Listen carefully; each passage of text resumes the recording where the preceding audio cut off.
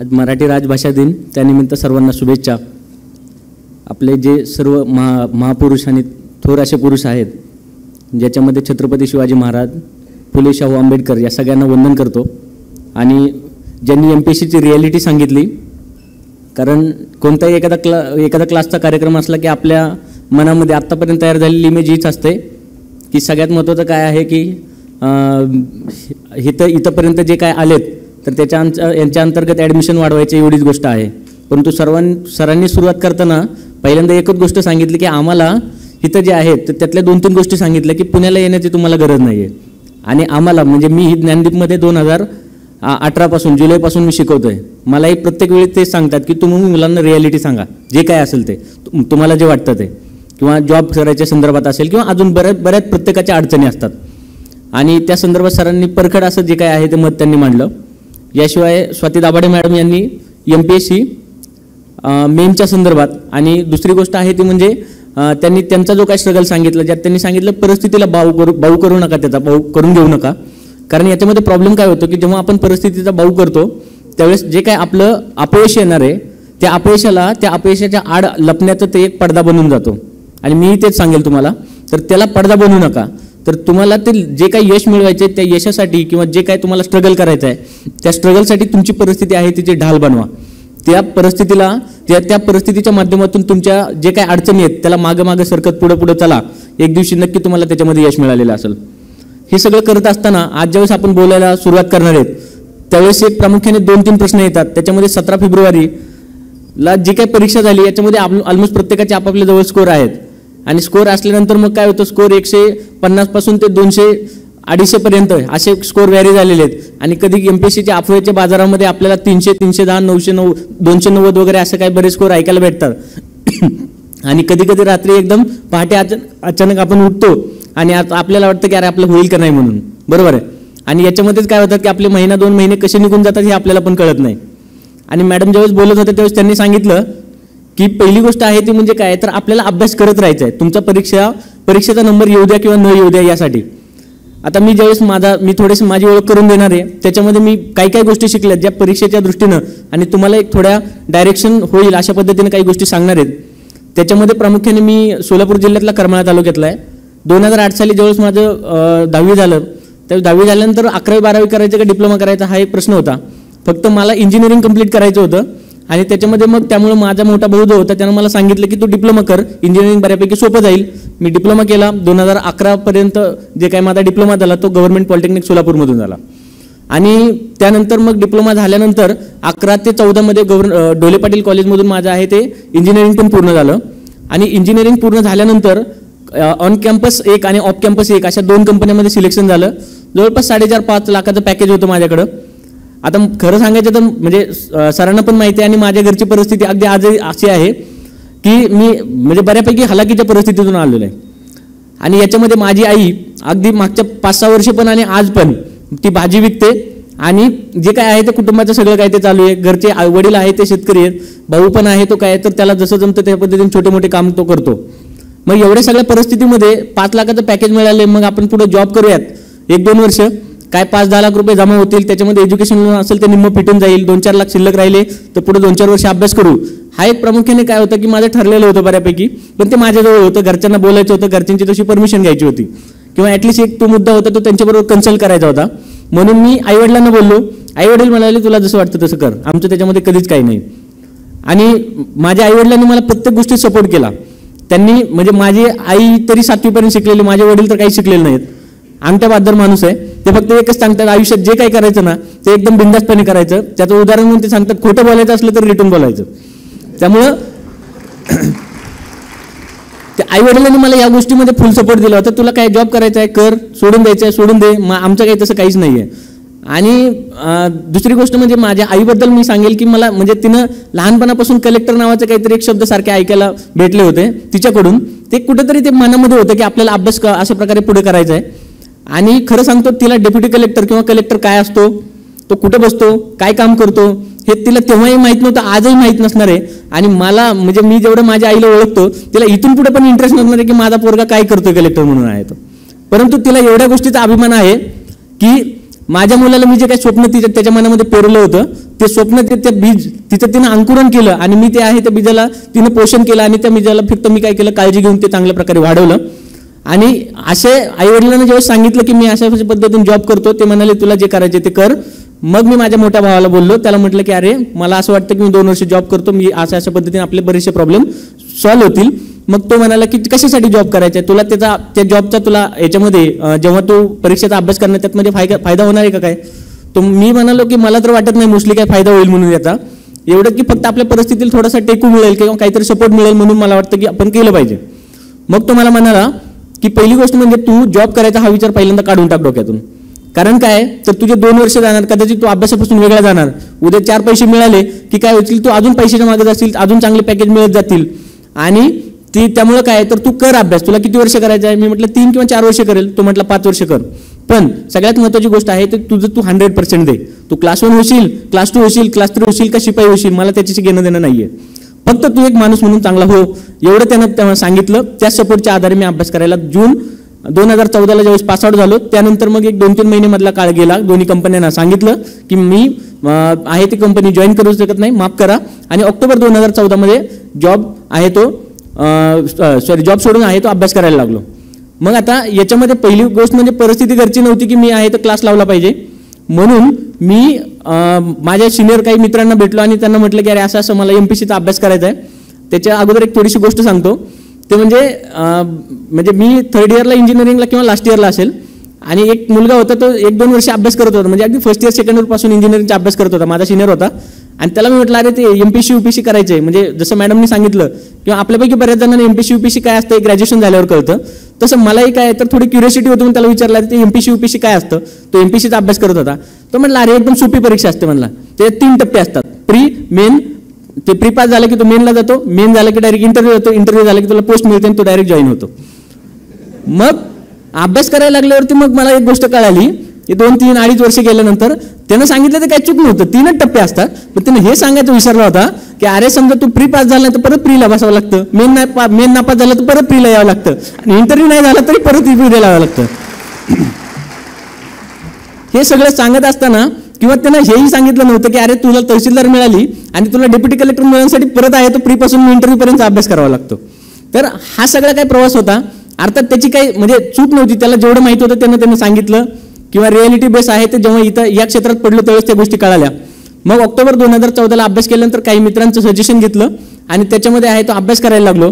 अभ्यास करायला लागल्यानंतर मग माझा एक मित्र आहे विशाल जाधव, तर त्याला मी भेटलो पहिल्यांदा आणि त्यानं मला बिपिन चंद्राचं पहिलं पुस्तक दिलं, इंडिया स्ट्रगल फॉर इंडिपेंडन्स. तो म्हटला तुला जे महत्त्वाचं वाटतंय ते वाच आणि त्याला अंडरलाईन करून ते पुस्तक आपलंच आहे, काळजी करू नकोस म्हणला. मग मी चालू केलं वाचायला, महत्त्वाच्या गोष्टीला अंडरलाईन केलं. 8-9 दिवस होते आणि 8-9 दिवस झाल्यानंतर मग 10व्या दिवशी पुस्तक द्यायला माघारी गेलो. आता MPSCतलं राष्ट्रीय पेय म्हटलं तर चहा, ऑब्व्हियसली चहा प्यायला गेलो. तर चहा प्यायला गेल्यानंतर मग पहिल्यांदा तो मला म्हणाला की अरे वाचलं का पुस्तक, म्हटलं वाचलं, हे घे. आणि घेतल्यानंतर मग तो झाला की मी चहा घेऊन येईपर्यंत तो पुस्तक हे करून तो काय करत होता, प्रामुख्याने चाळत होता आणि तो हसत होता. आता तसं बघायला गेलं तर मी शाळेमध्ये कॉलेजमध्ये म्हणजे डिप्लोमा किंवा इंजिनिअरिंग दोन्हीकडे पण टॉपर होतो आणि टॉपर असण्यापेक्षा माझी थोडीशी एक म्हणजे गोष्ट आहे ती म्हणजे मला कोणतीही गोष्ट ही मनापासून आणि चांगली आणि क्वालिटेटिव्ह करायला आवडते. त्यामुळे मग त्याला मला असं वाटलं की कदाचित तो हसत असेल की अरे पोराला कळालं MPSC म्हणजे काय, आणि म्हणून मी त्याला आपलं थोडंसं हुशारकीनं विचारलं की काय रे काय झालं, मला जमलं का वाचायला. तर तो हसला अजून एकदा आणि तो म्हणाला तो अशा गोष्टीला अंडरलाईन केलं जे आयोग कधी प्रश्नच विचारत नाही. म्हटलं काय झालं, तर त्याने जे उदाहरण दिलं होतं त्यात तो म्हणाला की अरे म्हटलं झाली काय गोष्ट, म्हटला की आता समजा पुणे करार नावाची काहीतरी एक गोष्ट आहे, तर त्याच्यामध्ये आयोग काय विचारतो माहिती आहे का, हा करार आहे तो काय, तर प्रामुख्याने मेन म्हणजे कोणत्या दिवशी झाला, त्याच्यामध्ये प्रामुख्याने जे आहे ते 2 पार्टी कोणत्या सामील होत्या, त्याच्यामध्ये जागा किती मिळाल्या, अशा प्रकारचे हे विचारतंय. तो आहे तो काय, तर आंबेडकर काय म्हणाले, गांधीजी काय म्हणाले, ह्याच्यावरतीच अंडरलाईन करत बसला. तर ह्या गोष्टी इथं जेवढ्या जास्त प्रमाणात उपयोगाला येत नाहीत. म्हणजे पहिली गोष्ट मला तिथं कळाली, जे मॅडमने पण सांगितलं की आयोग आपल्याशी कम्युनिकेट करत असताना 2 माध्यमातून करतो. पहिली गोष्ट म्हणजे सिलेबस आणि दुसरी गोष्ट आहे ती म्हणजे कोणती, तर ती आहे ती म्हणजे आयोगाचे आलेले आतापर्यंतचे क्वेश्चन. त्यामुळे सगळ्यात महत्त्वाची गोष्ट आहे ती म्हणजे आयोगाच्या क्वेश्चनमुळे आपल्याला आयोगाचा पॅटर्न कळतो आणि आयोगाच्या सिलेबसमुळे आपल्याला कळतं आयोग याच्या बाहेर जात नाही. आणि हे विश्वास ठेवा, आयोग याच्या बाहेर कधीही आतापर्यंत गेलेलं नाहीये, बरोबर आहे. मोस्टली क्वेश्चन हे तुमचे त्याच्यातलेच येतात. त्यामुळे या गोष्टीवरती थोडंसं मी अभ्यास करायला लागलो जसं जसं पुढं. 2014 संपलं होतं, 15चं पूर्ण वर्षभर हे गेलो. आता मला 2-3 महिन्यातच अभ्यास होता, त्यामुळे 15ची पूर्वपरीक्षा मी दिली नाही. 15चं पूर्ण वर्षभर अभ्यास केल्यानंतर प्रियाएस ट्रेनिंग सेंटर कोल्हापूरला मी गेलो.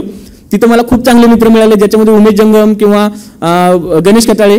तर त्यांनी जे आहे ते पहिल्यांदा मला सांगितलं की ज्यावेळेस अभ्यास करत होतो त्यावेळेस 2016ची प्रिलिम, मी पहिली प्रिलिम दिली होती, तर त्या प्रिलिममध्ये माझा स्कोर 132च्या आसपास आला होता. आणि मग नंतर मी ॲक्च्युली मला माहित होतं माझा येणार नाही रिझल्ट ज्यावेळेस आला त्यावेळेस मग काय झालं की माझा रिझल्ट MPSCचा पूर्वपरीक्षेचा लागला, माझा रिझल्ट त्याच्यामध्ये आला नव्हता. त्यावेळेस मग मी माझ्या त्या दोघांना पण भेटलो. उमेश जंगम हा माझा रूम पार्टनर, तर भेटल्यानंतर मी नाराज होतो, त्यालाही ते माहीत होतं. मग त्यानं मला सांगितलं की मी त्यालाही विचारलं 1-2 दिवसानंतर किंवा त्यानंतर जेव्हा कम्युनिकेशन झालं तेव्हा, तर तो म्हटला की तुझा एक बेसिक प्रॉब्लेम आहे. तर त्याच्यामध्ये सगळ्यात मी म्हटलं की काय प्रॉब्लेम आहे मला सांग. तो म्हटला की तू अटेम्प्ट किती करतो. म्हटलं 100 मार्काचा पेपर असेल किंवा 100 प्रश्न असतील तर मी 60-65च्या आसपास अटेम्प्ट करतो. तो म्हटलं तो अभ्यास किती वर्ष झाला करतोय. म्हटलं मी ऑक्टोबर 2014 पासून, म्हणजे 1 ते 1.5 वर्ष झाले साधारणतः, तेवढा मी अटेम्प्ट म्हणजे 1-1.5 वर्षामध्ये मी 60-65 अटेम्प्ट करतोय. तो म्हटला आता काय करायचं, तो आहे तो अटेम्प्ट तुझा वाढवायचा. म्हटलं मी आता अटेम्प्ट किती करू. तो म्हटलं की साधारणतः 85च्या आसपास कर. मग 85 आसपास म्हणजे साधारणतः 20 आहे तर काय झालं की मार्क आहे तो किंवा 20 प्रश्न आहेत ते वाढले. तो म्हटलं की आता ॲज्युम कर की 7 आहेत ते तुझे बरोबर आले आणि 13 चुकले. 1/4 विचार केला तर किती होते साधारणतः 3 ते 4 होते. जे आहे ते 3 ते 4 म्हणजे 3 कट होतील आणि 4 मार्क पडतील. त्यानं मला सांगितलं ॲट वर्स्ट केसमध्ये तुझे आहे ते मार्क 3 ते 4 मार्क वाढतील. आता याचा फायदा काय झाला सांगतो मित्रांनो. तर मला फायदा असा झाला की त्याच्यामध्ये प्रामुख्याने माझं जे कट ऑफ जायचं ते 1 किंवा 2च मार्कामध्ये कट ऑफ जायचं. ठीक आहे, ॲटलिस्ट जे कंबाईन किंवा आपण त्यावेळेस कंबाईनच्या परीक्षा वेगवेगळ्या होत्या, तर त्या परीक्षेमध्ये 1-2 मार्कानं जायचं. मग मी ते फॉर्म्युला त्याचा ऐकला, त्या पद्धतीने पेपर सोडवला. मी जे 1-2 मार्कानं कट ऑफ माझं खूप कमी यायचं किंवा त्याच्यावरून मी जायचो बाहेर परदेच्या, तर त्याच्यामध्ये मला जवळपास 12 मार्काचं लीड तिथून मिळायला लागलं. आणि ऑगस्ट 2016ची जी काय पहिली असिस्टंट सेक्शन ऑफिसरची प्री होती ती प्री पास झालो. आणि त्यानंतर मग एक पण प्री कधी नापास होण्याचं मला म्हणजे तसा काही योग कधी काय म्हणजे योग म्हणता येणार नाही त्याला, पण ती गोष्ट कधी काही माझ्याकडून झाली नाही, कारण ती गोष्ट मला कळाली की अटेम्प्ट आपला व्यवस्थित झाला पाहिजे. तर ही झाली माझ्याकडून झालेली MPSCतली दुसरी चूक होती, जे अटेम्प्ट माझा कमी होता. मग नंतर मी असिस्टंटची मेन दिली. मेनमध्ये 114 मार्क पडले आणि 14 मार्क पडल्यानंतर मला माझी चूक कळाली की मी सिलेबसचं योग्य आहे ते विश्लेषण केलं नव्हतं किंवा सिलेबसचं वेटेज कळालं नव्हतं. समजा 20 पॉईंट आहे, 20 पॉईंट आहेत ते 200 मार्क आले, मी आहे ते 20च्या 20 पॉईंट वाचले आणि सगळे जाऊन आहे ते पेपर दिला. त्यावेळेस तिथं गेल्यानंतर मला लक्षात आलं की 20 पॉईंट आहेत ते 20 पॉईंट तेवढे महत्त्वाचे, त्याच्यामधले जर बघितले तर त्याच्यात फक्त 12 ते 13 पॉईंट असे जे डायरेक्ट 185-190 मार्काला विचारले जातात आणि 7-8 पॉईंट असे जे आहेत ते 10 ते 15 मार्काला विचारले जातात. म्हणजे आहे ते माझ्याकडून चूक काय झाली तर महत्त्वाचे पॉईंट आहे ते उचलायचे राहिले, त्याचा अभ्यास करायचा राहिला आणि बाकीच्या नाही त्या कमी महत्त्वाच्या वेटेज घटकाला जास्त वेटेज देत बसलो आणि ही माझ्याकडून चूक झाली. ही माझ्याकडून घडलेल्या MPSCतल्या 3 चुका.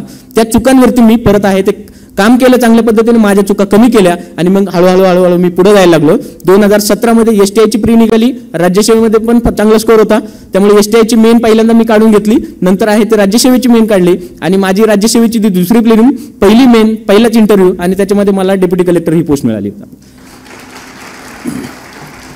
तर प्रामुख्याने हे ज्या काही गोष्टी आहेत तर याच्यामध्ये प्रामुख्याने एक लक्षात येतं की आपण काहीतरी चुका करतोय.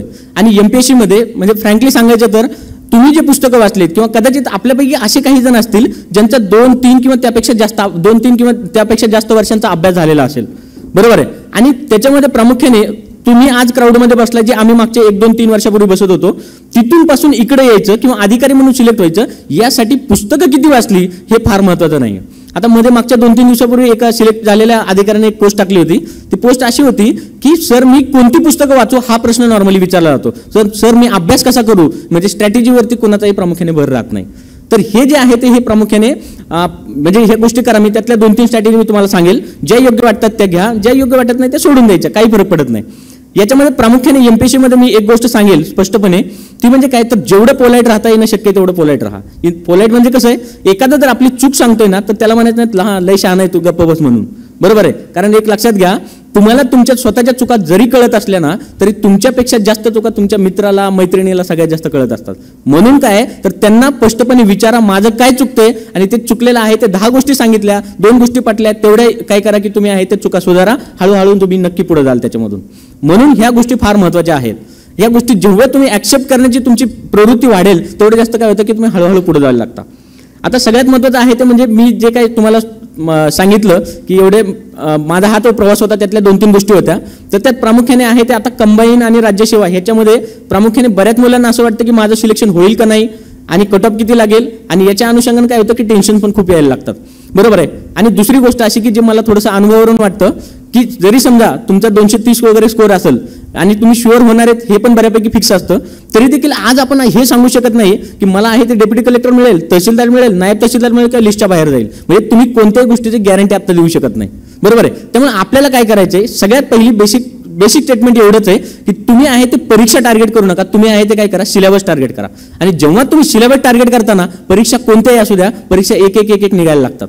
याच्यामध्ये मॅडमचा जो काय अनुभव त्यांनी सांगितला किंवा माझा स्वतःचा अनुभव किंवा महेश शिंदे सरांनी त्यांना आलेल्या विद्यार्थ्यांचा आत्तापर्यंतचा अनुभव, याच्यामध्ये प्रत्येक विद्यार्थ्यांना केलेला सिलेबसचा जो काय टार्गेट आहे तर सिलेबसचं टार्गेट जर व्यवस्थित झालं तुमचं तर परीक्षा ऑटोमॅटिक निघायला लागतात. याचं एक उदाहरण सांगतो. 700 मार्काचा जो काही राज्यसेवा मुख्य परीक्षेचा सिलेबस आहे तो जर तुम्ही व्यवस्थितपणे टार्गेट केला, व्यवस्थित चांगले रेफरन्स बुक किंवा जे काही स्टेट बोर्ड NCERT आहेत हे व्यवस्थित वाचले, त्याचे जे काही स्ट्रॅटेजी व्यवस्थित अभ्यास केला, तर एक लक्षात घ्या कोणतीही बाकीच्या MPSCच्या परीक्षा द्या, जवळपास 70 ते 80% सिलेबस आहे तसाच रिपीट आहे. बरोबर आहे. वेगळं काही करावं लागत नाही. आपण काय करतो, पूर्व परीक्षा राज्यसेवेची पास झाली तिथं आहे तर काय करतो, समजा नापास झालो तर कंबाईनला जातो, कंबाईनची मेन पास झाली तर समजा तिथं कमी मार्क पडले, परत दुसरी कंबाईन येते त्याची प्री करतो. म्हणजे काय होतं, आपल्या ह्या वाऱ्या खूप आहेत ते जास्त प्रमाणावरती होत आहेत. ह्या गोष्टींची चुका अजिबात करू नका. कारण तुम्ही एकदा राज्यसेवा मुख्य परीक्षा व्यवस्थित केली की तुम्हाला काय होतं की सगळं आहे तो काय होतं की अभ्यास चांगल्या पद्धतीने व्हायला लागतो. मग आता परत एकदा आपण कंबाईनकडे येऊयात.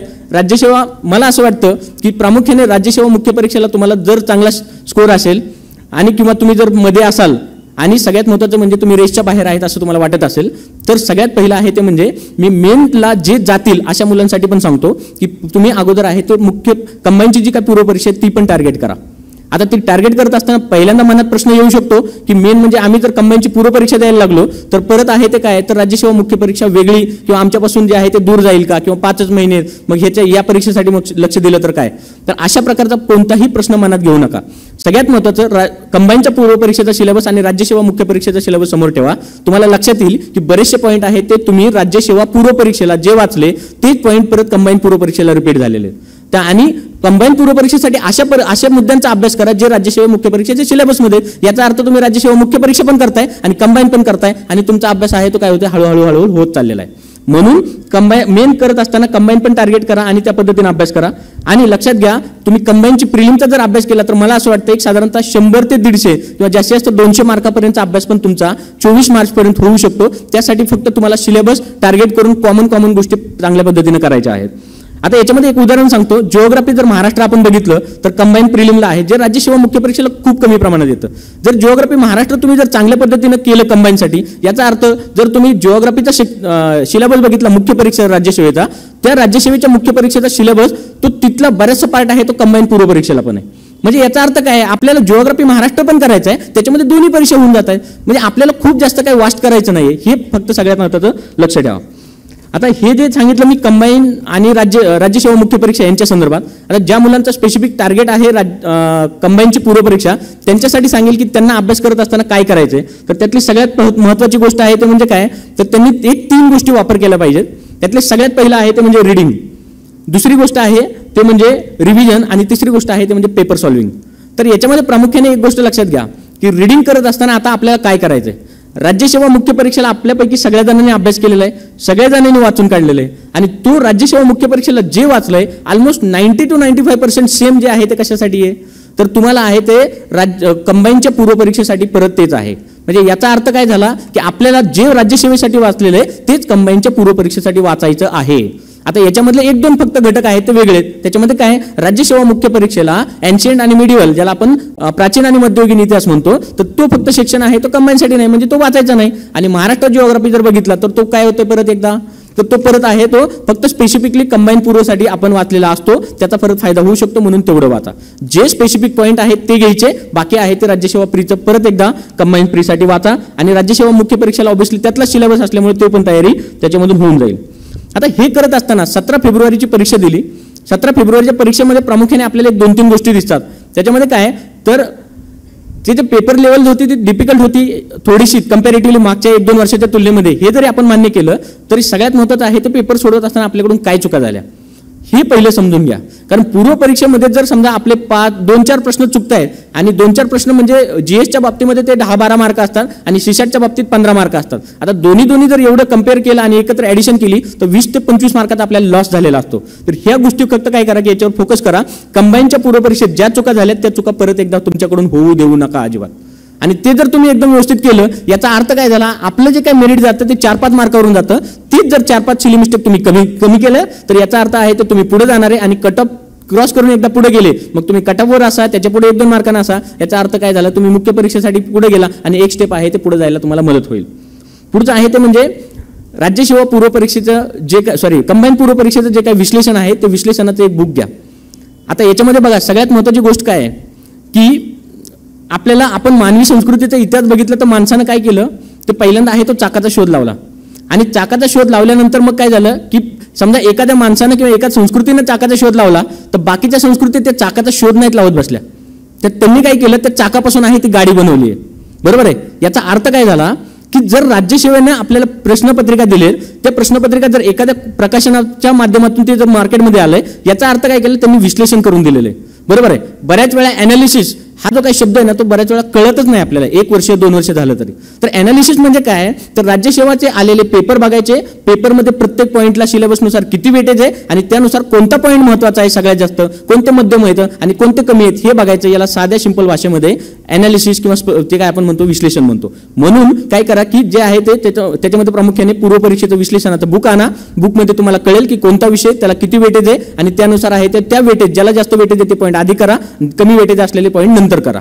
आता याच्यामध्ये प्रामुख्याने ज्ञानदीप अकॅडमीचं जे काही पुस्तक आहे ॲनालिसिसचं, तर ते पुस्तक याच्या दृष्टीने काय केलेलं की 13 ते 18 पर्यंतचे प्रश्न सगळे एकत्र टाकलेले, त्यानुसार तुम्हाला वेटेज आहे ते चांगल्या पद्धतीने मिळून जाईल तिथं. ठीक आहे. तर हे सगळं करा. याच्यात आपण जर कंबाईनच्या प्रिलिमचं जर एक स्ट्रक्चर बघितलं तर यात एक लक्षात येतं की history, math, geography, science, economics आणि करंट, तर हे जे काही विषय म्हणजे प्रामुख्याने 6 विषय, तर याला प्रत्येकी 15 प्रश्न येतात. आणि पॉलिटी जो सगळ्यांचा फेवरेट असतो, आपण नीट जर बघितलं तर लक्षात येतं फक्त 10 प्रश्न येतात. एकाच दुसरा प्रश्न इकडे तिकडे होईल, 10चे 12 होतील, पण पॉलिटीला जास्त वेटेज नाहीये. आणि एक लक्षात घ्या, आता मागच्या 1-1.5 वर्षातला आयोगाचा ट्रेंड बघितला ना, आयोग काय करतोय, पॉलिटीचे प्रश्न आपण वाचले त्यातलेच टाकते, फक्त फिरवते जे आहे ते. बरोबर आहे. त्यामुळे काय तर ह्या गोष्टीकडे म्हणजे पॉलिटिक्स करू नका असं मला म्हणायचं नाही, पण सगळ्यात महत्त्वाचं आहे ते म्हणजे आयोगाचा ट्रेंड कसा आलेला आहे, आपल्याला वाचत असताना कोणत्या गोष्टीवर फोकस करायचं हे मात्र त्यातून समजून घ्या. म्हणून काय तर पॉलिटीला एक 10 ते 12 प्रश्नाच्या आसपास आणि बाकीचे विषय आहेत ते 15 प्रश्न प्रत्येकी येतात. हे जे आहे ते एवढं लक्षात घ्या. आणि म्हणून व्यवस्थित जे राज्यसेवेला वाचले ते एकदा व्यवस्थित वाचून काढा, त्यातल्या चुका समजून घ्या, वेटेज वाईज आहे ते तुमची तयारी करा. हा झाला तो पहिला पार्ट म्हणजे तुमचा रिडिंगचा. आता पुढचा पार्ट आहे तो म्हणजे रिव्हिजनचा आणि सगळ्यात महत्त्वाचा पॉईंट आहे. का, कारण ज्यावेळेस मोस्टली मुलांना भेटलं त्यावेळेस त्यांच्या प्रत्येकाची एकच प्रामुख्याने आपल्याला दिसते ती काय होती, चूक होती किंवा प्रत्येकाची एक तक्रार होती की सर तिथं गेलो, मी सगळंच वाचून गेलो होतो पण ऐन टायमाला मला आठवलं नाही. आता आठवणं ही जी काही गोष्ट आहे ती आपल्या मेमरीशी रिलेटेड आहे. आणि सगळ्यात महत्त्वाची गोष्ट म्हणजे माणसाच्या मेमरीचं काय वैशिष्ट्य आहे, माणूस आहे तो विसरून जातो. आता विसरून जातो हे चांगलं का वाईट आहे, तर ऑब्व्हियसली चांगलं आहे, कारण आयुष्यातली बऱ्याच अशा घटना असतात ज्या विसरून जाणं गरजेचं असतं. बरोबर आहे. म्हणून काय तर सगळ्यात महत्त्वाची गोष्ट, त्यामुळं लक्षात घ्या की माणसाच्या आयुष्यामध्ये जेवढे चांगले सुख आहेत त्याच्यापेक्षा जास्त आहे तो माणसाच्या आयुष्यामध्ये डिझास्टर पण आहे. आणि हे प्राचीन अश्मयुगातल्या माणसापासून ते 21व्या शतकातल्या माणसांच्या बाबतीत खरं आहे. त्यामुळे विसरणं काहीही वाईट नाही, फक्त आपल्याला आहे ते काही गोष्टी विशेषतः परीक्षेच्या बाबतीत त्या परत परत आठवाव्या लागतात. म्हणून आहे ते रिव्हिजन करा. बरोबर आहे. मग आता सगळ्यात महत्त्वाचं आहे ते रिव्हिजन किती दिवस करायचं, तर आता डिपेंड आहे की तुम्हाला वेळ किती मिळतोय त्याच्यावरून. पण मला असं वाटतं आयडियली 10 ते 12 दिवस किंवा वेळ मिळाला तर तुमचा अभ्यास अगोदर चांगला झाला असेल तर 15 दिवस रिव्हिजन करा, शेवटचे 15 दिवस. त्यामुळे काय तर हे प्रामुख्याने जर एक 12 ते 15 दिवस ॲव्हरेज पकडून चाललं तर तेवढे रिव्हिजन करा. याच्यामध्ये रिव्हिजन किती करायचं हा पुढचा प्रश्न असेल. जर तुमचा स्पीड बऱ्यापैकी चांगला असेल तर मिनिमम मला असं वाटतं की 2दा रिव्हिजन करा, वेळ असेल तर त्यापेक्षा जास्त n नंबर ऑफ टाइम्स तुम्ही करू शकता. यामुळे याच्यावरती व्यवस्थित फोकस करा. आता रिव्हिजन करत असताना मेन फोकस कशावरती द्यायचा हा एक प्रश्न असू शकतो. तर सगळ्यात पहिली गोष्ट आहे ते म्हणजे आयोग विचारत असताना प्रश्न हे 2 टाईपचे विचारतं. एक असतात ते म्हणजे फॅक्च्युअल टाईपचे प्रश्न, दुसरं असतात ते म्हणजे कन्सेप्च्युअल प्रश्न. एक लक्षात घ्या, आपण तसं बघायला गेलं तर शाळेत पण जे शिकत होतो तेच आता शिकतोय, तेच आपण अभ्यास करतोय. कधी कधी तुमच्या मनात हाही प्रश्न आला असेल की शाळेत असताना ह्या गोष्टी आपल्याला कळत कसं काय नव्हत्या. बरोबर आहे.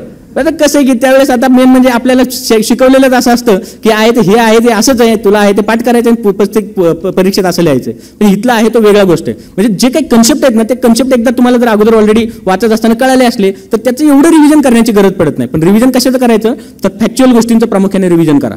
याच्यामध्ये फॅक्च्युअल गोष्टी जर बघितल्या आपण तर जे काय आहेत म्हणजे कोणतेही साल किंवा आकडेवारी ह्या गोष्टीवरती व्यवस्थित फोकस करा. पण त्याच्यामध्ये पण जास्त कन्फ्युजन करून घेऊ नका. जे डेफिनेट ज्या प्रकारचे विचारतात, जसे की आपण मगाशी पुन्हा करारचं उदाहरण बघितलं तर त्याच्यामध्ये काय विचारलं जातं, जागा किती दिल्या, कोणत्या दिवशी झाला, कोणामध्ये झाला, ह्या फॅक्ट्स आहेत, एवढ्याच करायचे. याच्यामध्ये खूप जास्त इन डिटेलमध्ये पण जाण्याची गरज नाही. कधी कधी आयोग काय करतं, जर समजा आयोगाचे पेपर बघितले 20% प्रश्न हे खूप सोपे असतात, 60% प्रश्न हे ॲव्हरेज असतात, 20% प्रश्न हे खूप कठीण असतात. आता 20% सोपे हे सगळ्यांसाठीच असतात ना, कारण शेवटी कसं असतं, नुसतं परीक्षा आली आहे, ॲड आली आहे म्हणून फॉर्म भरणारे लोक असतात, एकदा वाचून गेलेले असतात, त्यांना पण थोडंसं सॅटिस्फाय करावं लागतं आयोगाला. बरोबर आहे, एक पहिली गोष्ट. दुसरं आहे ते म्हणजे 60% प्रश्न कोणासाठी असतात तर जे मुलं सिरियसली अभ्यास करतात, सिन्सिअरली अभ्यास करतात त्यांच्यासाठी. बरोबर आहे. आणि ते ज्या मुलांचा अभ्यास त्या बाबतीत 60% चांगला असतो ते मुलं पुढे निघून जातात. आणि राहिलेले 20% प्रश्न कोणासाठी असतात. आता सगळं सोपं टाकून दिलं तर 100 पैकी 100 निकाल लागेल ना. शेवटी आयोगाला पण काय आहे तर स्वतःचं स्टेटस आहे ते जपायचे. बरोबर आहे. आणि सगळ्यात महत्त्वाचं तुमचा वेळ पण त्याच्यामध्ये घालवायचा आहे. म्हणून काय तुम्हाला पेपर सोडवत असताना कळलं पाहिजे कोणतं घ्यायचं आणि कोणतं सोडून द्यायचं. म्हणून प्रत्येक गोष्टीवर फोकस करत बसू नका. तुम्ही 80 ते 85 मध्ये प्रामुख्याने जर फोकस केला तर तुम्हाला आहे ते काय करायचं, प्रामुख्याने त्याच्यामधून सिलेक्ट करून व्यवस्थित पद्धतीने पेपर सोडवायचे. या गोष्टीवरती लक्ष राहू द्या. आता पुढचं म्हणून रिव्हिजन करत असताना फॅक्ट्सवरती प्रामुख्याने भर द्या. आता विषयाचं रिव्हिजन करताना किती दिवस केला पाहिजे. काही जर समजा तुमच्या बाबतीत नोट्स वगैरे असतील तर ते एका दिवसात पण होऊ शकतात प्रिलिमच्या बाबतीमध्ये. तर मला असं वाटतं की 2 ते 2.5 दिवसामध्ये जर प्रामुख्याने एक रिव्हिजन टाकत गेले तर तो जो एक फायदा चांगल्या प्रकारे होऊ शकेल. आता मी प्रामुख्याने 2 सब्जेक्टच्या बाबतीत बोलेल. एक आहे ते म्हणजे सायन्स आणि दुसरा आहे मॅथमॅटिक्स. तर या संदर्भात काय केलं पाहिजे. आता सायन्सच्या बाबतीत बघितलं तर राज्यसेवा पूर्व परीक्षेतला माझ्या रूममेटच्या बाबतीतला मी अनुभव तुमच्यासोबत शेअर करतो. ॲक्च्युली तो आताच पास आउट झालाय. तो मला म्हणाला की मला B सेट होता आणि त्याच्यामध्ये मला वाटतं सायन्स पहिल्यांदा होतं. ठीक आहे, B का D मध्ये कन्फ्यूज आहे थोडा, पण तो जो काही सेट होता त्याला तर तो म्हटला सायन्स पहिल्यांदा होतं. आणि सायन्समध्ये प्रामुख्याने काय झालं, मी सोडवायला लागलो. पहिला क्वेश्चन येत नाही, दुसरा क्वेश्चन येत नाही, असं करत गेलो. आणि ज्यावेळेस 20व्या क्वेश्चनवर गेलो, सायन्स संपलं, त्यावेळेस माझ्या लक्षात आलं की 20 पैकी मग फक्त एकच मला बरोबर, मी एकच आहे तो गोल केलाय, तो पण बरोबर आहे का नाही मला माहित नाही. बरोबर आहे. म्हणजे थोडक्यात काय, सायन्सची डिफिकल्टी लेवल इथपर्यंत खाली गेलेली आहे, खूप डीपमध्ये गेलेलं आहे की आपल्याला नेमकं करावं काय हे समजून येत नाही. पण खरं सांगू का, तुम्ही जर कोणत्याही टॉपरला भेटा, महाराष्ट्रात पहिला आलेला किंवा अगदी त्याला पोस्ट मिळाली नाही असे देऊन, तर त्यांनी बेसिक रेफरन्स कोणते वापरले होते. त्यातलं सगळ्यात पहिलं आहे स्टेट बोर्ड, दुसरं आहे NCERT, तिसरं आहे ते म्हणजे ज्ञानदीप अकॅडमीचं बस्के सरांचं पुस्तक. बरोबर आहे. त्यांनी स्टेट बोर्ड आणि NCERT एकत्र केलेत, अजून ॲडिशन पण त्याच्यामध्ये टाकलेले. पण स्टेट बोर्ड NCERTला पहिल्यांदा रेफरन्स माना, बेसिक लाईन. कारण सगळ्यात महत्त्वाचं लक्षात घ्या, ती जे पुस्तकं आहेत ते मुलांसाठी, विशेषतः शाळेतल्या मुलांसाठी एकदम व्यवस्थित आणि चांगल्या लँग्वेजमध्ये ते समजून दिलेले आहे. त्यामुळे ते समजायला आणि त्यातले आहेत ते काय म्हणतात त्याला मिनिंग बिटवीन द लाईन जे आहेत ते समजून घ्यायचं असेल तर तुम्हाला त्याचा मेन फायदा होईल. म्हणून स्टेट बोर्ड NCERT व्यवस्थित चांगल्या पद्धतीने वाचा. आता तुमच्यापैकी काही जणांना असं वाटत असेल सर माझं इंग्लिश चांगलं नाही, मला NCERT जमेल का नाही, त्यांच्यासाठी पण ऑप्शन आहे. बरोबर आहे. कारण जगात मला असं वाटतं की 1-2 प्रश्न सोडले तर बाकी सगळ्या प्रश्नांची उत्तर अवेलेबल आहेत. बरोबर आहे. आणि त्यातमध्ये जर बघितलं सायन्सचं तर मार्केटमध्ये बघा तुम्हाला NCERTचं जे काय आहे ट्रान्सलेशन केलेलं बुक मिळेल, ते आहे ते वाचू शकता तुम्ही. पण एक लक्षात ठेवा, ओरिजिनल आणि शेवटी आहे तर ट्रान्सलेशन याच्यामध्ये खूप फरक पडतो. त्यामुळे जमलं तर आहे ते सगळ्यात महत्त्वाचं आहे ते NCERT वाचा. आणि ज्यांना इंग्लिश येत नाही त्यांच्यासाठी सांगतो, तुमच्यासमोर आज असा माणूस आहे जो इंग्लिशला सगळ्यात जास्त घाबरत होता. बरोबर आहे. पण ते कधीतरी माझ्या आयुष्यामध्ये काय माउंटेन ड्यूची जाहिरात आली, मग नंतर कळालं डर के आगे जीत है. मग मी काय झालं, दररोज थोडं वाचायला लागलो आणि मला त्यातून कळालं की अरे इंग्रजी एकदम सोपं आहे. आणि आज मराठी राजभाषा दिन आहे तरी देखील मी सांगतो मराठीपेक्षा इंग्रजी खूप सोपं आहे. बरोबर आहे. त्यामुळे त्या गोष्टीचं थोडंसं लक्ष द्या. स्टेट बोर्ड NCERT वाचा, बस्के सरांचं पुस्तक वाचा. आणि जमलं तर ल्युशनचं जे इंग्लिशचं पुस्तक आहे त्याच्यामध्ये फिजिक्स, केमिस्ट्री आणि बायोलॉजी ह्या 3 गोष्टी ज्या आहेत तर त्या 3 गोष्टी ज्या आहेत ते एकदा वाचून काढण्याचा प्रयत्न करा. त्याच्यामध्ये खूप फॅक्ट्स आहेत, खूप असे काही शब्द जे आपल्याला समजत पण नाहीत, पण कधी कधी त्यातले प्रश्न आलेले आहेत. ठीक आहे, कधी कधी 15 पैकी 2-3 प्रश्न त्यातले पडतात. आपल्याला जर रिस्क घ्यायची नसेल, मार्क्स जर वाढवायचे असतील तर मग करा. आता याच्यामध्ये एक म्हणजे काय म्हणतात त्याला की एक गोष्ट सांगतो, म्हणजे मी माझ्या बाबतीत सांगतो. मी स्टेट बोर्ड NCERT आणि बस्के सरांचं पुस्तकच वाचलं होतं. याच्यामध्ये मी ल्युशनचं पुस्तक कधीही वाचलं नव्हतं. परंतु माझं स्टेट बोर्ड आणि NCERTवरती कमांड खूप चांगली होती. मी त्याच्यावरती प्रश्न सोडवत होतो आणि सायन्सला मला खूप कमी मार्क यायचे. त्याच्यामध्ये म्हणजे कमीपणा वाटण्यासारखं काहीच नाही आहे. कारण आपला अभ्यासच कमी असेल किंवा ते आयोग काय विचारते आपल्याला कळतच नसेल तर काय त्यात मान्य करावंच लागणार आहे. पण सगळ्यात महत्त्वाची गोष्ट आहे ते म्हणजे अशा वेळी मी काय केलं तर माझे 2-3 सब्जेक्ट खूप चांगले होते. त्यात पॉलिटी होता, त्यानंतर आहे ते इकॉनॉमिक्स चांगला होता, जिओग्राफी चांगला होता. तर ह्या सब्जेक्टवरती मी फोकस केला. तिथं प्रत्येक विषयात 1-1, 2-2 मार्क जास्त घेतले आणि जे मला सायन्समध्ये कमी मार्क पडताय तिथं मी मार्क काय केले ते कव्हर केले. त्यामुळे तुम्हाला कळलं पाहिजे एखाद्या विषयात आपण कमी पडतोय खूप प्रयत्न करून देखील तर दुसऱ्या विषयातला अभ्यास वाढवा आणि सगळ्यांना ॲव्हरेज लेवलला आणा. बरोबर आहे. तर ह्या गोष्टीवरती प्रामुख्याने लक्ष द्या. आता याच्यामध्ये सायन्समध्ये 4-5 गोष्टीवरती सारखे प्रश्न येतात. त्यातलं सगळ्यात पहिलं आहे ते म्हणजे जे काही ग्रंथी आहेत म्हणजे बाह्यस्रावी आणि अंतस्रावी ग्रंथी त्याच्यावरती प्रश्न सारखे येतात हे तुम्हाला लक्षात आलं असेल. नंतर आहे ते वनस्पती आणि प्राणी यांचं वर्गीकरण स्पष्टपणे व्यवस्थित चांगल्या पद्धतीने करा. नंतर आहे न्यूट्रिशन किंवा पोषण. तर या गोष्टीवरती पण तुम्ही ते करा की ज्याच्यामध्ये जीवनसत्वे कोणती काय कोणती कशा प्रकारे प्रश्न विचारले जातात हे तुम्हाला फायदा होईल. आणि आता मागच्या 2-3 वर्षामध्ये आयोग काय करतंय की फॉर्म्युलेवरती जे आहे ते प्रश्न विचारायला लागलेले. त्यामुळे काय करा की फॉर्म्युलेवरती प्रश्न सोडवत राहा आणि त्यातून तयारी करा.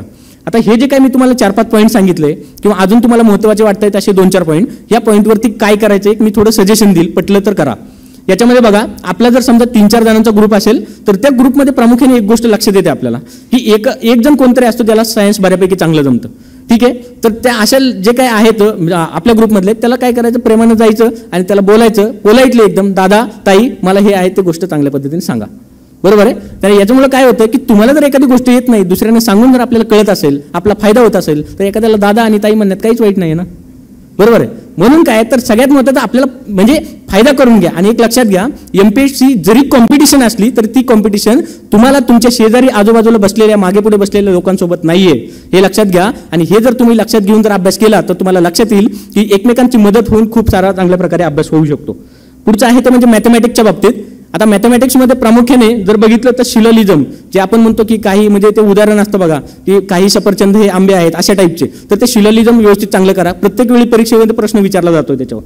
ठीक आहे. आता सिरीजमध्ये म्हणजे आकृती असते ते इनकम्प्लीट असते ती कंप्लीट करा किंवा पुढची आकृती कोणती येईल किंवा काही लेटर असतात काही अंक असतात अशा टाईपचे आहेत ते करून घ्या. आणि त्याच्यामध्ये पण काय करायचं जास्त खूप जास्त नाही करत बसायचे. एक 5-6 टाईप काढायचे आणि तेच टाईप काय करायचे व्यवस्थित लक्षात घ्यायचे. बेरजेनुसार होतंय का गुणाकारानुसार होतंय हे जर एकदा समजून घेतलं ना की होऊन जाईल. किंवा तुम्हाला कळत नसेल ज्याला येतं त्याच्याकडे जावा आणि त्याच्याकडून आहे ते समजून घ्या प्रत्येक गोष्ट.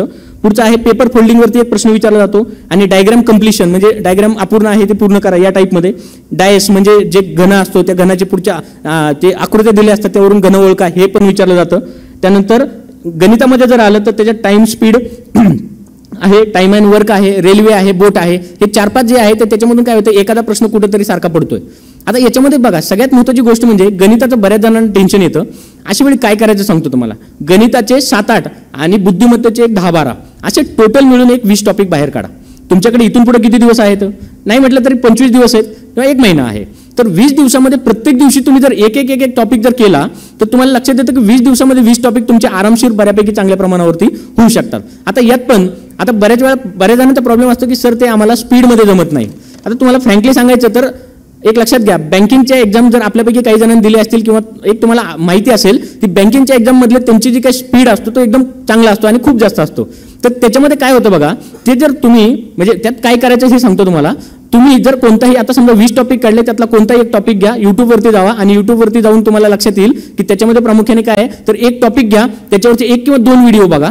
त्याच्यामध्ये तुम्हाला लक्षात येईल की कुठेतरी त्यांनी शॉर्ट ट्रिक दिलेले असतात. एक 100 पानी वही करा प्रत्येक टॉपिकचं काय करा 1-2 शॉर्ट ट्रिक असतील तर ते लिहून घ्या फॉर्म्युले लिहून घ्या. आणि त्याच्यामधून काय प्रत्येक दिवशी एक तुम्हाला जर 3-4 व्हिडिओ बघितले त्यातला एक जणाचा व्हिडिओ जर चांगला आवडला त्याला कंटिन्युअसली फॉलो करा त्याचे 20 टॉपिक बघून घ्या. शॉर्ट ट्रिक मधून जर मी म्हणतो की समजा 15 प्रश्नांमधले 3 किंवा 4 प्रश्नांचे शॉर्ट ट्रिक कळाले तुमचा कमी वेळेत जास्त तिथं झाला तर तुम्हाला दुसऱ्या प्रश्नांसाठी वेळ देता येईल आणि तुमचा अटेम्प्ट वाढेल. अटेम्प्ट वाढला म्हणजे काय होईल तुमचे मार्क येतील आणि ऑब्व्हियसली आपण पुढच्या टप्प्यावरती जाऊ सिलेक्शन होईल आपलं. म्हणून या गोष्टींवरती थोडंसं व्यवस्थितपणे फोकस करा. आता आपण जर पुढे आलं तर मी जे याच्यामध्ये 2 गोष्टी सांगितल्या. पहिली गोष्ट म्हणजे मगाशी रीडिंग सांगितलं सेकंड पार्ट सांगितला तो रिव्हिजनचा सांगितला आणि सगळ्यात शेवटी आहे तो म्हणजे पेपर सॉल्व्हिंगचा. आता पेपर सॉल्व्हिंगमध्ये प्रामुख्याने जर बघितलं आपण तर म्हणजे मी माझ्या स्वतःचा एक्सपिरियन्स अगोदर शेअर करतो. मी अगोदर जसं सांगितलं की कोणत्याही एक्झाममध्ये मी अगोदर सुरुवातीच्या काळामध्ये 1, 2, 3 किंवा जास्तीत जास्त 4-5 मार्कापर्यंत काय व्हायचं की माझं मेरिट जायचं. आणि मेरिट जात असताना मला एक गोष्ट लक्षात आली की काही वेळेस मला लॉजिक जमत नाही एखाद्या प्रश्नांचं सोडवायला, किंवा काही आहे त्यावेळेस काय होतं की ते प्रश्न सोडवत असताना मला त्या गोष्टी आहेत त्या म्हणजे समजत नाहीत. तर अशा वेळी काय केलं पाहिजे? मग मी त्याच्यावरती एक उपाय काढला. उपाय काय काढला? तुम्हाला खोटं वाटेल मित्रांनो, पण मी सप्टेंबर 2017 म्हणजे जोपर्यंत मी अभ्यास करत होतो तोपर्यंत मार्केटमध्ये असलेलं प्रत्येक प्रकाशनाचं प्रत्येक पुस्तक आणलं होतं आणि ते प्रत्येक पुस्तक सोडवलं होतं. आता याच्यामध्ये प्रामुख्याने मेन आपला काय असतो, मेन कन्सर्न हा असतो की आता समजा 100 प्रश्न सोडवले कोणताही, आता समजा एक पुस्तक आणलं तर तुम्हाला लक्षात येतं की ते प्रश्न सोडवल्यानंतर त्यातले 80% प्रश्न हे खूप सोपे असतात. पण मी म्हणतो की तुम्हाला 10% प्रश्न जरी नवीन कळाले, नवीन पॉईंट कळाला, तर त्याच्यामध्ये काय होते की तुमची इन्क्रीमेंट होते. कालच्यापेक्षा आज नॉलेज जास्त मिळते, आजच्यापेक्षा उद्या जास्त मिळणार आहे. आणि जेव्हा तुमची इन्क्रीमेंट स्टेप बाय स्टेप पुढे जाताय तुम्ही, त्यावेळेस तुम्हाला लक्षात येईल की तुम्ही आहे ते काय होतं यशाच्या जास्त जवळ जाताय. आणि त्यामुळे मी बऱ्यापैकी प्रमाणात खूप जास्त प्रश्न सोडवले होते. म्हणजे अगदी माझ्या लायब्ररीतल्या मित्रांनाही माहिती आहे की माझ्या टेबलवरती किंवा मी जिथं अभ्यास करत होतो तिथं प्रश्नपत्रिकांचा आणि पुस्तकांचा जे आहे तो म्हणजे प्रश्नांच्या पुस्तकांचा जास्त हे होता, गट्टा होता, आणि त्यातून मी जास्त सोडवायचो. आणि दुसरी एक गोष्ट म्हणजे एक लक्षात घ्या, आपण UPSC किंवा बँकिंग किंवा SSC मध्ये नॉर्थ इंडियन मुलं प्रामुख्याने UP आणि बिहार याच्यामधून ही मुलं सगळ्यात जास्त पुढे जातात आपल्याला कळतं. पण त्यांच्या बाबतीतली एक गोष्ट आपल्याला माहित नाही, ते म्हणजे काय, ही मुलं वाचतात कमी आणि प्रश्न जास्त सोडवतात. खूप जास्त प्रश्न सोडवतात. प्रश्न सोडवल्यामुळे त्यांना कळतं की पुढचा माणूस आहे किंवा जो प्रश्न विचारलाय तो कोणत्या टाईपचा आहे, त्याला नेमकं काय फसवायचं आहे, आणि त्यामुळे आपलं लॉजिक डेव्हलप व्हायला चालू होतं. एक्स्ट्रीम प्रकारचे स्टेटमेंट कसे असतात, मॉडरेट कसे असतात, एकदम सोपे कसे असतात, हे समजतं आपल्याला. आणि एक लक्षात घ्या, कोणतीही गोष्ट प्रॅक्टिसशिवाय होत नाही.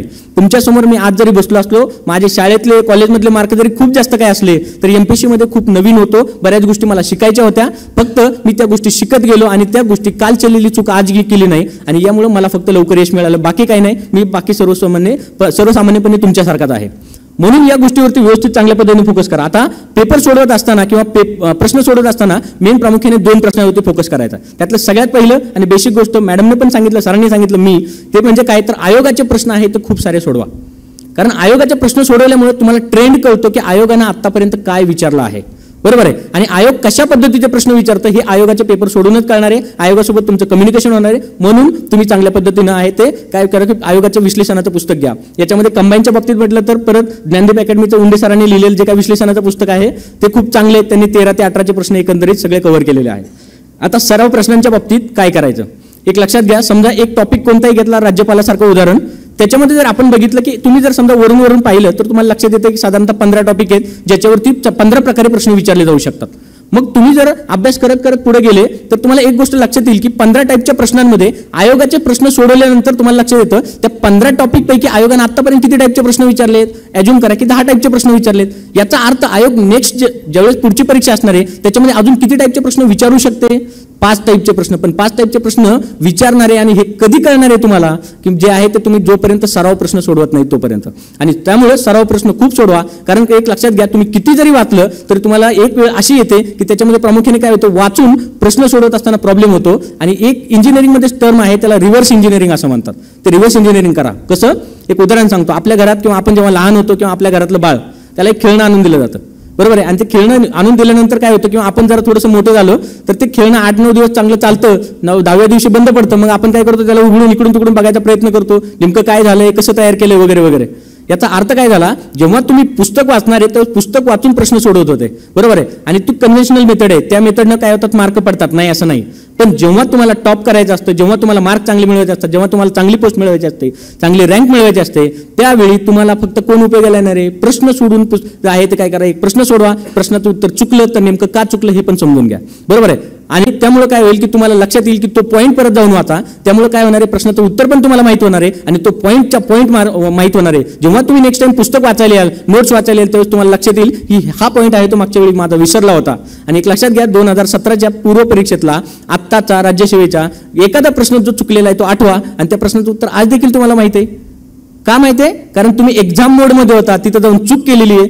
GS असेल तर 2 मार्क पेनल्टी म्हणून 0.6 एवढे ते घेऊन गेलेले आणि त्यामुळे काय झाले, आपल्याला पेनल्टी पडली म्हणून आहे ते आपले मार्क काय झाले ते आपल्याला ते लक्षात राहिले. एक लक्षात घ्या, फक्त परीक्षेच्या किंवा एक्झाम मोडमध्ये जाण्यासाठी काय करायचंय की फक्त परीक्षेपुरतच एक्झाम मोडमध्ये नाही जायचं. आपल्याला काय करायचंय तर जे आहे ते एक्झाम मोडमध्ये दररोज जा आणि त्या पद्धतीने तयारी करा.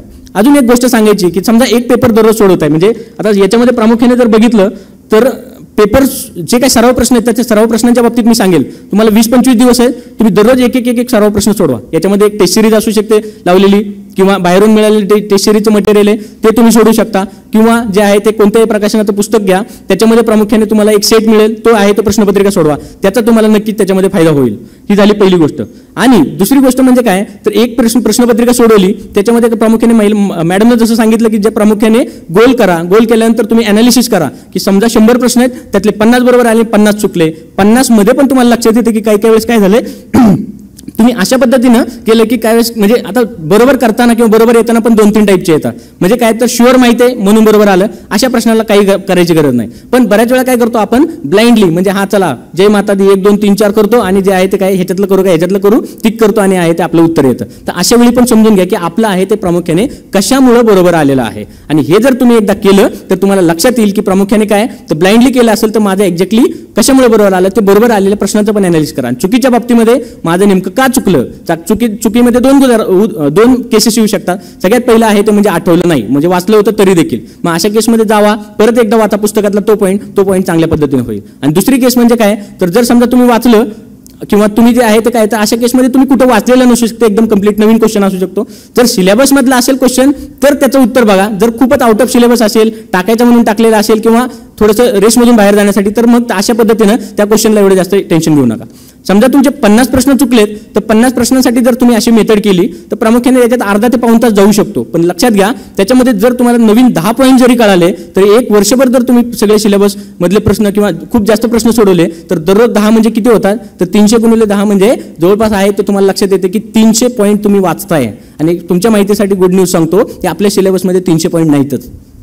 त्यामुळे काय तर सगळ्यात महत्त्वाचं आहे ते दोन्ही पद्धतीने वापरा, वाचन करा, प्रश्न सोडवा, तुम्हाला त्याचा फायदा होईल. आणि त्या अनुषंगानं मी आणि माझे मित्र जे आहेत ते धनंजय हुंडे सर यांनी जे आहे ते कंबाईनच्या पूर्वपरीक्षेसाठी जे आहे तर ते 15 क्वेश्चन सेटचा जो संच आणलेला आहे त्याच्यामध्ये दोन्ही टाईपचे प्रश्न आहेत जेणेकरून जे सोपे आणि अवघड जे आणि मेन म्हणजे आयोगाचं जे पॅटर्न आहे आणि जे वेटेज आहे त्यानुसार आहे ते प्रश्न संच तो तयार केलेला आहे आणि ते एकदा फक्त बघून घ्या त्याच्यामध्ये प्रामुख्याने.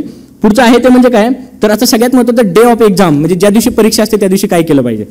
आता सगळ्यात महत्त्वाची गोष्ट आहे ते म्हणजे परीक्षेमध्ये अटेम्प्ट किती केला पाहिजे हे पण थोडंसं प्रश्न पडतो. तर मला असं वाटतं की ॲव्हरेज अटेम्प्ट एक तुमचा 85-85च्या आसपास असला पाहिजे, बरोबर आहे. आता तो जो आहे तो 80 ते 90च्या दरम्यान जो प्रामुख्याने तुमचा अटेम्प्ट ठेवा. अवघड असेल पेपर थोडासा अटेम्प्ट कमी झाला तरी चालतो, सोपा आला तर 90च्या अगदी पुढे गेला तरी चालतो. पण जर तुम्ही 2 किंवा 3 वर्ष अभ्यास करताय तर त्याच्यामध्ये प्रामुख्याने 85च्या आसपास तुमचा अटेम्प्ट ठेवत जावा. आता पुढचं म्हणजे मॅडमने जसं सांगितलं की एका दिवस काय होतं माहिती आहे का की मॅथसारखा एकदा विषय समोर आला, सायन्ससारखा आला आणि त्यात जर समजा तुम्हाला असं वाटलं की हा विषय अवघड आहे, त्यात तुमचा वेळ जाऊ शकतो, तो विषय पटकन घेऊ नका पुढं. जे सोपं आले ते पटकन काय करा की प्रश्न बघून घ्या. समजा 2 किंवा 3 राऊंड करा, ज्याच्यामध्ये असं होऊ शकतं की 100 प्रश्नातले 50 प्रश्न तुमच्या ओळखीचे येत आहेत तुम्हाला, ते प्रश्न पटकन गोल करून घ्या. पहिला राऊंड झाला. दुसऱ्या राऊंडमध्ये असं होईल की जे प्रश्न आहे त्याच्यामध्ये 2 ऑप्शनमध्ये तुम्हाला कन्फ्यूज होत आहे ते प्रश्न चांगल्या प्रकारे करून घ्या. हे याचा तुम्हाला काय होईल की चांगल्या पद्धतीनं मेन आहे तो फायदा होईल. हा दुसरा राऊंड झाला. कधी कधी काय होतं की एकच ऑप्शन एलिमेंट होतोय, मग पुढच्या ऑप्शनसाठी काय करा की तुम्ही अधिक चांगल्या पद्धतीने पुढे जायला लागा. ठीक आहे, अशा पद्धतीने तुम्ही त्याचा जर वापर केला तर मला वाटतं की चांगल्या प्रकारे उपयोग होऊ शकतो. आणि जाता जाता म्हणजे परीक्षेच्या किंवा ओव्हरऑल जर आपण बघितलं तर एक 3 गोष्टी मी तुम्हाला सांगेल. त्यातली सगळ्यात पहिलं आहे ते म्हणजे नोट्स काढणे. तर नोट्समध्ये जर बघितलं आपण तर बघा हिस्ट्रीसारखा विषय किंवा जिओग्राफीचा विषय बघितला तर 1,500 ते 2,000 पेजेस वाचावे लागतात आपल्याला. Pages in the sense 2 reference 500-500 पानाचे किंवा कधी कधी 3 रेफरन्सेस वाचावे लागतात. त्यामुळे 1,000-1,500 किंवा 2,000 पानं वाचावे लागतात. 100 पानं जर दररोज म्हटलं तर 1,500 पानं वाचायला 15 दिवस जातात आपले, तेवढ्या स्पीडनं म्हटलं तर. आणि याच्यामुळे काय होतं की ऐन टायमाला शेवटी जाऊन रिव्हिजन होत नाही. म्हणून शक्यतो जमलं तर त्याच्या नोट्स काढून घ्या. आणि नोट्स काढत असताना पहिल्या 1-2 वेळा वाचा अगोदर ते आणि तिसऱ्या वेळेस नोट्स काढा. 4थ्या-5व्या वेळेस जेव्हा तुमची रीडिंग होईल, जेव्हा तुम्हाला वेळ असेल तेव्हा परत त्या नोट्स अपडेट करा. कारण प्रत्येक एकदा नोट्स काढल्या म्हणजे त्या परिपूर्ण असतात असं काही नसतं.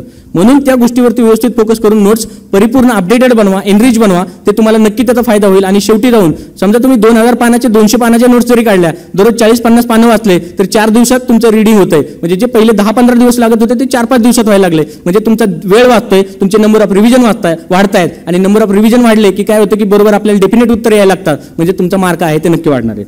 पुढचं आहे ते म्हणजे ग्रुप डिस्कशनच्या बाबतीत मी सांगेल की काय करा. शक्यतो जर तुमचा 3-4 जणांचा ग्रुप असेल, म्हणजे आता हे ऑब्व्हियसली व्हॉलंटरी आहे, तुम्हाला योग्य वाटलं तर करा, नाहीतर असं काही कंपल्शन नाहीये. पण ग्रुप डिस्कशनमध्ये मला स्वतःला त्याचा फायदा झाला होता. ग्रुप डिस्कशनमध्ये जर बघितलं तर पॉलिटीमध्ये ऍक्ट आहेत कायदे, त्यानंतर आहे ते HRD मध्ये काही स्कीम आहेत, नंतर इंटरनॅशनल ऑर्गनायझेशन्स आहेत.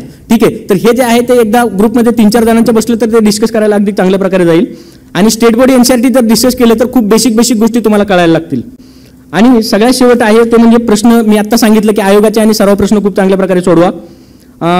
याच्यामध्ये आपण जर शेवटाकडे जेव्हा येणार आहेत त्यावेळेस मी तुम्हाला 1-2-3 गोष्टी सांगेल. त्यात सगळ्यात पहिली सांगितलेली मगाशी म्हणजे तुम्ही एका कोणत्या पर्टिक्युलर परीक्षेला फोकस करू नका. राज्यसेवा मुख्य परीक्षेचा सिलेबस समोर घ्या, तुम्हाला टार्गेट करायचे ते बाकीच्या एक्झाम समोर घ्या आणि त्याच्यामधला जो कॉमन आहे तो पार्ट पहिल्यांदा करा आणि नंतर परीक्षा ओरिएंटेड करा. तुमचा रिझल्ट आहे तो बऱ्यापैकी चांगला आणि एकदम सुकर जाईल. पुढचं आहे ते म्हणजे काय तर अभ्यास करत असताना 1-2-3 गोष्टी फार महत्त्वाच्या आहेत. त्यातलं मला वाटतं की एक आहे ते म्हणजे सातत्य आणि दुसरं म्हणजे संयम. म्हणजे काय तर सगळ्यात महत्त्वाचं एक लक्षात घ्या, ज्या दिवशी माझा 30 मेला रिझल्ट लागला त्या दिवसापर्यंत आपल्याला कोण ओळखत नाही, ही पहिली गोष्ट आणि फॅक्ट आहे ती. आणि का ओळखावं हे पण ते म्हणजे काय तर रिॲलिटी आहे. तर सगळ्यात महत्त्वाची गोष्ट म्हणजे तिथंपर्यंत तुम्ही काय करता, कशा प्रकारे अभ्यास करता हे तुमच्या घरच्यांव्यतिरिक्त कुणालाच माहीत नसतं. नातेवाईक तर म्हणतात की येडं झालं, हे काय कोणत्या कामाचं नाही, इथपर्यंत ते गेलेले असतात. ऑब्व्हियसली त्यांचा विचार नाही करायचा, कारण समाज आहे, समाज त्यांच्या पद्धतीने वागतो, आपल्याला त्याच्यात जाजीच नाही. या प्रोसेसमध्ये काय करा की सातत्य म्हणजे कंटिन्युअसली अभ्यास करत राहा. कालच्यापेक्षा मी आज कसा बेटर असेल, आजच्यापेक्षा उद्या कसा बेटर असेल, त्या तुमच्या चुका समजून घेऊन कंटिन्युअसली पेशन्सफुल अभ्यास करा. आणि सगळ्यात महत्त्वाचं म्हणजे वरून खाली जेव्हा तुम्ही पडता, जेव्हा इंटरव्ह्यूच्या स्टेपला जाता किंवा अगदी मेनला जाता, परत माघार येतात, परत एकदा सुरुवात करायची ना, तर त्यावेळेस तुमच्याकडे संयम पाहिजे. आणि ते संयम जर त्या दिवशी तुमच्याकडे असेल तर यश हे नक्कीच तुमचं होतं. त्या 2 गोष्टींचा माझ्यामध्ये खूप सारा वाटा होता माझ्या यशामध्ये असं मला वाटतं.